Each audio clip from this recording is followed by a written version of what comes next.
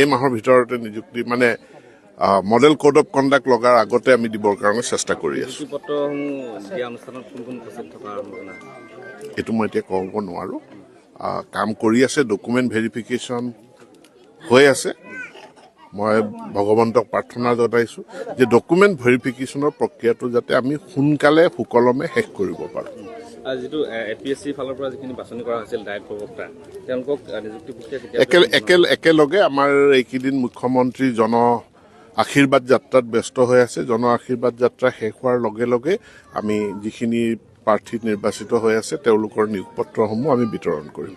শিক্ষা বিভাগত যিসমূহ এতিয়ালৈকে বিজ্ঞাপন দিয়া হৈছিল, কিমান মান মানে সেই নিযুক্তি প্ৰক্ৰিয়া আপোনালোকৰ বাকী? না, মূলত আমাৰ 4,500 সেইখিনিৰ নিযুক্তিৰ কাৰণে ডকুমেণ্ট ভেৰিফিকেশ্যন হৈ আছে।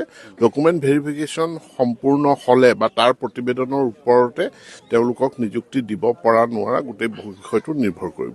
শিক্ষা বিভাগত আৰু নিযুক্তি দিবৰ কাৰণে থাকি গ'ল নেকি? নিযুক্তিটো শিক্ষা বিভাগত খালী পদ ওলায়ে থাকে।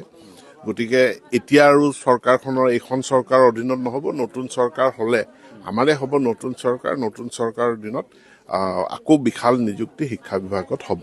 নতুন তেতিয়া যিখিনি আকৌ নতুন পদসমূহ বা নতুন বিজ্ঞাপন তেতিয়া ওলাব, সেইখিনি তেতিয়া ওলাব। নতুন চৰকাৰ গঠন হোৱাৰ পাছত এক বৃহৎ বিজ্ঞাপন প্ৰকাশ পাব।